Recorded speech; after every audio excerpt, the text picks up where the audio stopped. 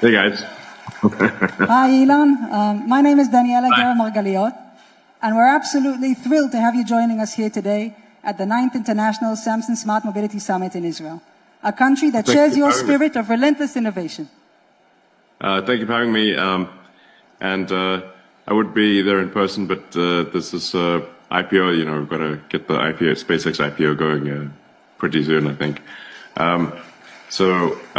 But I look forward to visiting Israel again. I'm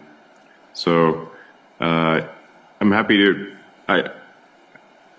answer any questions you may have, or... I've got a few questions lined up for you. Whatever would be interesting, yeah. Perfect. So I'll start with the first one. Tesla has spent years developing the vision and technology for smart mobility. Now that you're moving from testing to actual deployment, what is the biggest challenge in scaling this technology to millions of users around the world? So in terms of having self-driving be ubiquitous, I think we're making steady progress. The Tesla full self-driving software, which is really just AI and cameras. We don't use radars or LiDAR or anything like that. It's really trying to drive the car in the same way that a human drives the car, which is human drives the car primarily with vision and with a biological neural net. That we take the same approach with our vehicles, which is a digital neural net and cameras. I expect this approach to ultimately be at least an order of magnitude safer than humans driving. I'm not sure how. I'm not sure if we have approval for this in Israel. I think we may have. We'll get it soon, hopefully, and you'll be able to experience it for yourself. But it is quite magical because the car feels like it is sentient. It actually feels like it's alive, and you can actually, as we improve the software, you can feel the sentience growing in the car. It feels alive, and I think we already have some vehicles operating with no people inside and no safety monitors in 3 cities in Texas, and probably will be widespread in the U.S. By the end of this year, and hopefully in Israel too.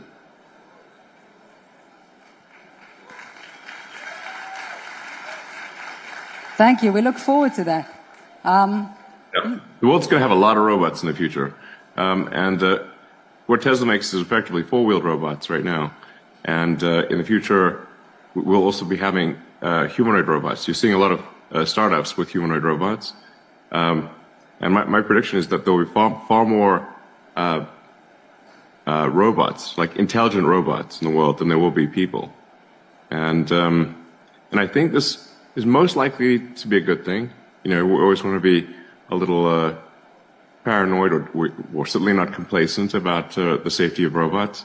But I think it will usher in an age of not universal basic income, but universal high income. Right. Thank you. I think we have one of your robots out here in the exhibition, so that's also a lot of fun for everybody here. I'll go and take a look. Yep. Optimus subprime. Exactly.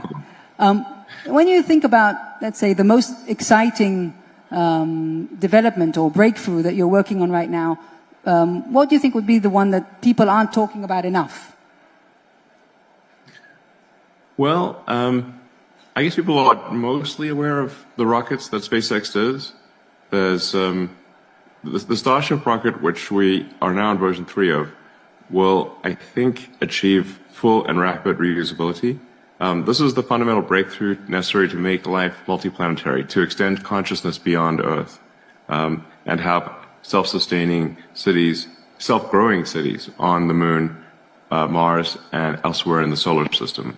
So this is really quite a profound breakthrough, and we might succeed in doing that this year.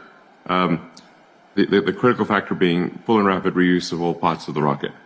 That's a much bigger deal than people would realize.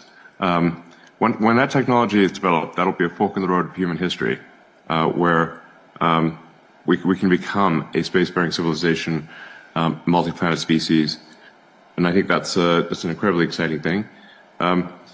Perhaps to some degree, there's also not that many people are aware of Neuralink, which is creating a cybernetic interface to AI from your brain. And it has enabled people who have completely lost their brain-body connection to speak again and to use their computer and their phone.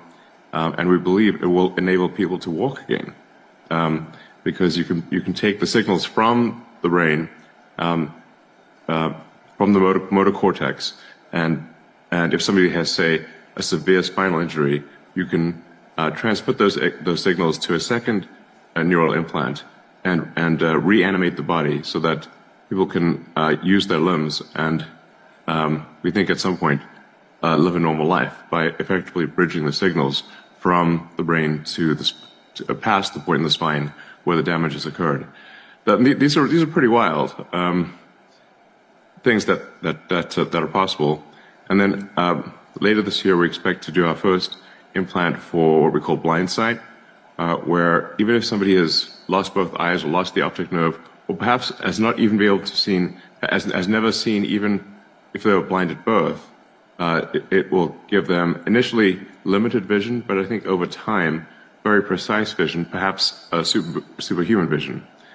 So, restoring control of people who are tetraplegics and restoring sight, I think, are pretty big deals.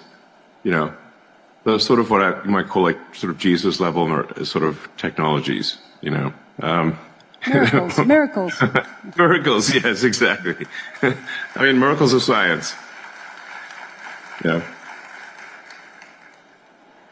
Great, thank you. I have another question about the automotive world. If I bring you back to smart mobility, when you look past the immediate rollouts of FSD, which you mentioned, and the cybercab, what does the ultimate end game for smart mobility look like in 10 or 20 years from now? I mean, what is the grand vision that still keeps you up at night when we talk about mobility? Well, at this point, the path to cars driving an order of magnitude safer than humans is very clear. I think that's not really a question mark. So I'm not sure this keeps me up at night because I see the path is just so obviously there. And I think if you say 5 years from now, or certainly 10 years from now, my guess is, if say like 10 years from now, probably 90% of all distance driven will be driven by the AI in a self-driving car. So overwhelmingly, it'll be quite a niche thing in 10 years to actually be driving your own car. The car will drive you. I think there will also be humanoid robots that are pretty much everywhere. And I think it'll be pretty cool. I mean, because like, who wouldn't want their own personal C-3PO, R2-D2, but even better than that. And I think everyone's going to want one, maybe two. A Terminator. Well, yeah, hopefully not, But we should always be concerned about such a thing. Because, Terminator is one of the possible outcomes. I think it's an unlikely one, but it's not impossible. And so we should always be careful to make sure the robots are safe. But this is why I actually think we are headed to a future of amazing abundance. Because you can think of like the output of the economy as productivity per capita times the population. And if the robots are extremely productive, and you have a lot of them, you're effectively going to have an economy that will be maybe 10 or even 100 times bigger than what it is today. And that's why I think it's going to be a future of universal high income, where pretty much anyone can have whatever they want.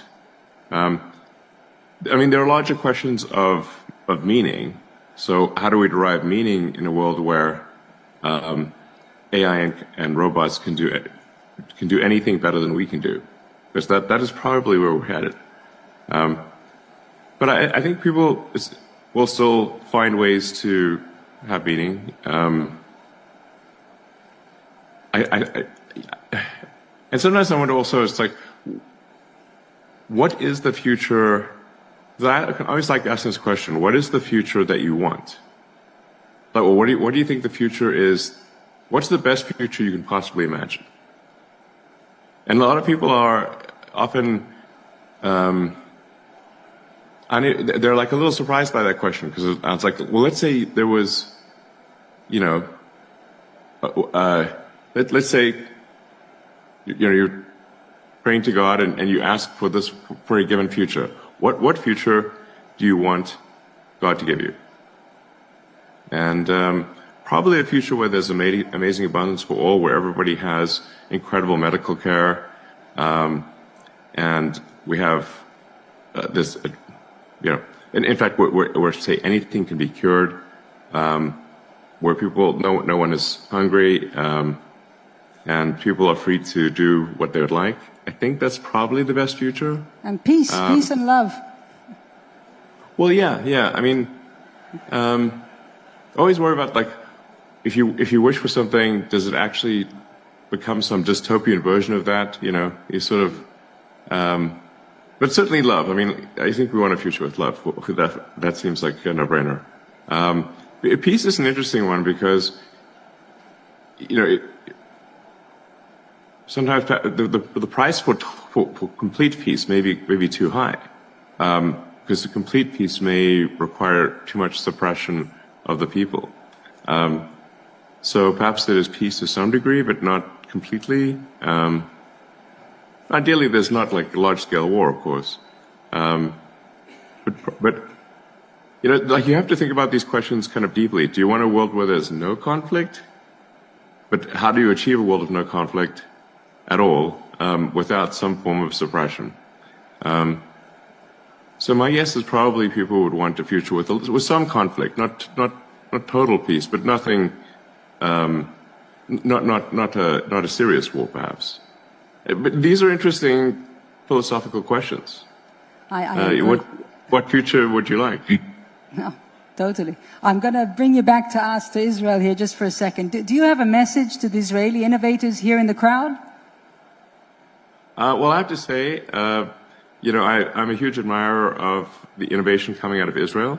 Honestly, I think objectively true that Israel punches far above its weight for population. I think probably number one, honestly, in the world, in terms of, So my hat is off to Israel for just how much incredible innovation. I say innovation per capita, Israel must be number one by far in the world. Thank you. Before you go, I would like to invite Israel's Minister of Transport and Road Safety, Brigadier General Miri Regev, to join our conversation. Minister Regev has been a driving force behind Israel's massive investment in transportation infrastructure and safety, while making sure that innovation is front and center at the core of Israel's transport policy. Please welcome Minister Regev to the stage. Thanks, Daniela. Shalom lekulam. Thanks, Telon. You are great. We love you. Go to sleep. I see that you are tired. Thank you for joining us. It's like 2:30 in the morning here in Austin, Texas. But it was thank you for having me, and it was a pleasure. Thank you. Thank you, Delon. Thank you.